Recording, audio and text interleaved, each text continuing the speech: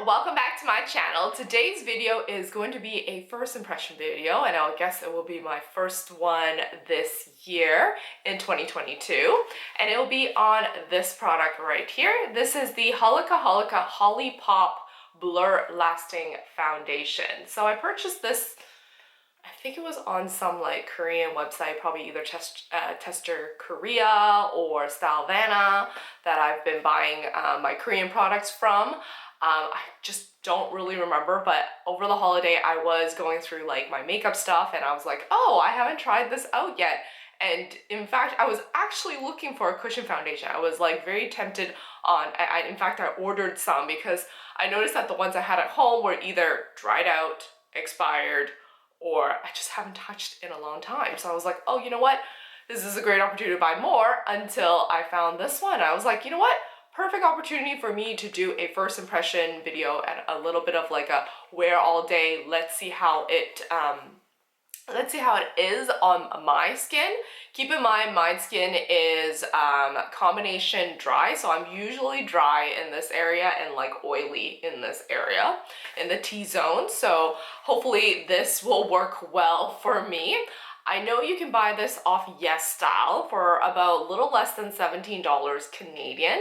It does come in 3 different shades. I got the darkest one, thinking that because you know, I don't have that super fair skin like all the other people do normally, or, you know, like I guess Asians want their skin to look like. So I prefer something that is more natural on me. So that's why the one that I'm trying out is actually number 3, Sand Blur. They do have one that is more of like a pink base, which is number 2, and then more of a yellow base, number 1, which is lighter than the sand one. So now that you guys are zoomed up close, you can see some of my flaws. I only did my eyebrows, eyes, and lips. I didn't even put anything on my skin because I was like thinking, well, just in case it has some kind of like moisturizing agent that doesn't go well. I realized in the past, like I do put on like a face moisturizer, but I was like, no, I'm gonna try it without it and let's see how it goes. So here, this is how the compact looks like. It's a light pink. And you know, just like other compacts, with a mirror, puff, and the product underneath. So I am gonna just open it up. Ooh, nice. And then of course I'm probably gonna use the mirror, so I'm gonna peel off the film. I'm gonna be relying on the film to apply this all over my face. So by using the puff that it comes with, this is like 1. Oh, it's not bad. It's quite a bit. And I'm just gonna apply it on. I do have some flaws down here, like I have some breakouts and, you know, things all over my face. So let's see how the coverage goes. Ooh, it's still really light. It has a scent, but it's kind of like, you know, those lotion scent, like moisturizing lotion. It's still like pretty light on my face. I wonder if it's gonna oxidize.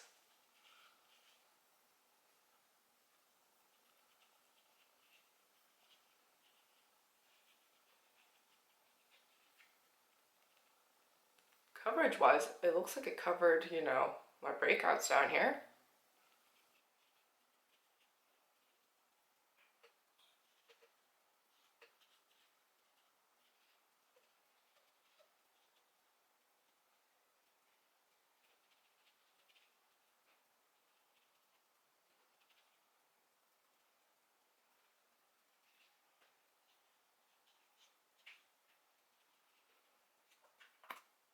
So I have 1 layer on my skin right now. It's not so bad actually.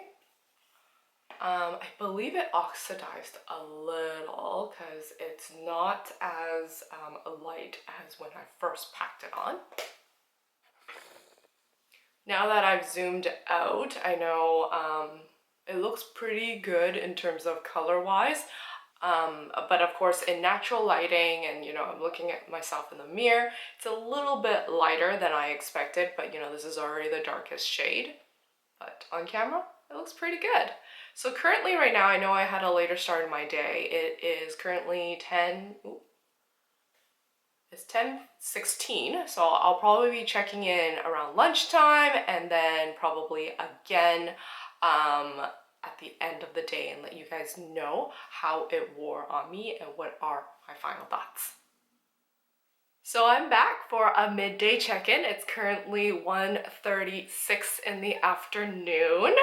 So let me zoom in and show you guys.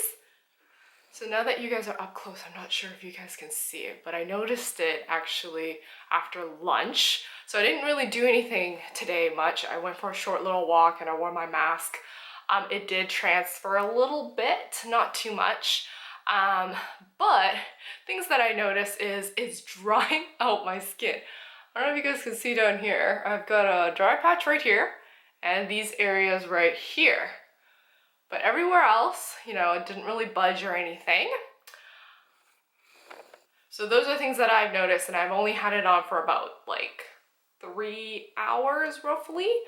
Anyways, I will check back with you guys at the end of the day to let you guys know my final thoughts and how did it look on me for probably another 3 or 4 hours. So I am back, and currently right now it is 5:26. I've had on this foundation for about 7 hours. It is really dark out right now, so actually I'm using a ring light for the first time, so you probably notice that the lighting is a little off, so bear with me on this one. With that being said, I want to show you guys how this foundation holds on my skin after 7 hours. So now that you are zoomed in up close, as you can tell, there's like a lining here. I believe I may have scratched myself, or it could come from the fact of my face mask. I did wear it a couple of times to go out for a short walk. My nose area, the foundation like seeped right in. It does claim that it's supposed to give me a matte finish, so that could be one of the reasons why I have this. And of course it's quite drying over here. It accentuated my dry patch. Keep in mind, I didn't use a facial moisturizer prior to applying this on, so maybe that could have fixed these issues. I don't see any oil seeping out, so that's always really good, because normally by now oil would have seeped out in this area. I normally only, nowadays anyways, due to the pandemic, I don't put on a full face of makeup and leave it on for more than 7 or 8 hours. So I thought this would be a great opportunity for me to, you know, let you guys know my final thoughts. Okay, now that we zoomed out, so my final thoughts on this is it's not a horrible cushion foundation, that's one thing. Holika Holika is known to be a more affordable brand, a more affordable Korean brand, hence like a cushion pack like this cost about less than $17 Canadian. So cost-wise, it's pretty affordable, but shades-wise, I was hoping that they would come out with more shades. I know on my skin right now on camera, it looks like it's perfect, right? It works out well, but actually in like, I guess, natural lighting off camera, it does look very white on me. With that being said, if I use this again, there are a few things that I would remember to do. One is probably have like a finishing powder of some sort that has a darker color to help even out the I guess the colors in general for my skin, and at the same time to hydrate my skin either before applying this on or even after. After usually it would be like a mist, and hopefully the mist doesn't actually affect the hold for the foundation itself. With that being said, it is a bit drying for my skin tone. I don't really see the glow that it states that it would provide and that moisture, but it does give you that matte finish, which is definitely something that they stated. So if you have like oily skin, then maybe this would be something for you. For myself, I do have combination dried skin, so hence the dry patches that you see on my face. I didn't like reapply or anything like that, so that's, you know, I guess not a bad thing. This time I don't have a whole lot of flaws, so in terms of coverage wise, it did cover up what I need it to cover up with only one layer, which is, you know, really good, because normally for cushion foundations, I usually use like 2 layers just to cover up that patch. But with that being said, overall, I think it's quite affordable. If these shades work for you, then, you know, I strongly suggest you guys to check it out. But for me, this is still a little light for my liking off camera, but of course on camera, this is perfect, right? Like it works well.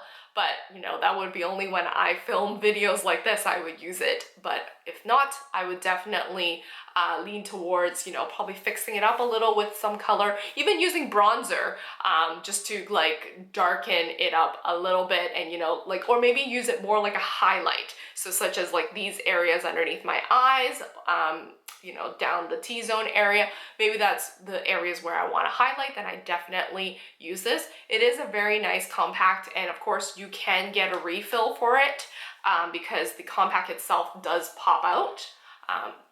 I don't know how to show you, but it pops out, just trust me on that one. But yeah, anyways, I hope you guys found this, you know, video useful or helpful in any way. And if so, remember to give me that thumbs up, and I shall see you guys in my next video. Bye!